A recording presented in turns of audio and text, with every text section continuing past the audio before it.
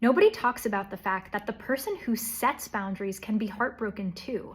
And by heartbroken, I don't mean guilty or feeling sympathy for others' pain. I mean personally heartbroken and grieving the familiarity and the hope for change and the idealized future that the relationship offered before we realized we needed to protect ourselves from it. Maybe you realize that your family member's hurtful behavior stems from childhood trauma. You know they don't mean to hurt you and that they're trying their best. But when you're with them, you're hyper-vigilant and walking on eggshells.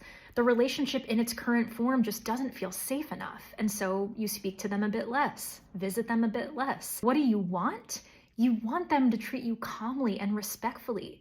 You want safety and love and to be able to connect with your family member. But you know from experience that what you want isn't possible, nor is it within your control. So you need a boundary to be okay. That boundary might be heartbreaking for them, but it's heartbreaking for you too. When we set these boundaries with beloved family members or friends or partners, we tend to arrive at them after years of trying to make the relationship work by downplaying mismatches in needs, overlooking hurtful behaviors, or ignoring the fact that this relationship in its current form negatively impacts our mental health. Eventually, we're forced to accept the fact that sometimes boundaries are necessary to protect our well-being, even when it really hurts. Part of what makes the boundary setter's heartbreak so devastating is its invisibility.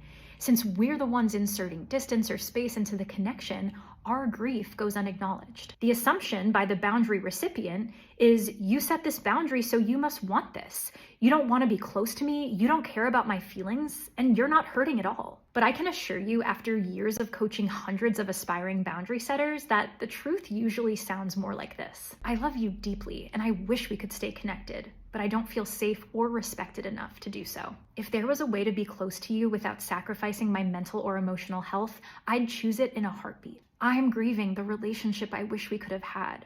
I'm devastated. It breaks my heart that you're trying your best, but your best isn't giving me the safety I need.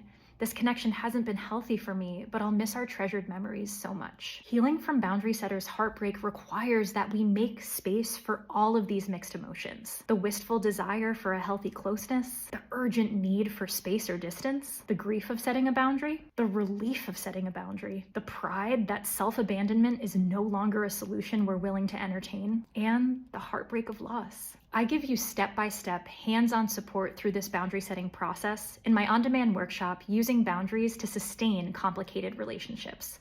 Snag it at the link in my bio.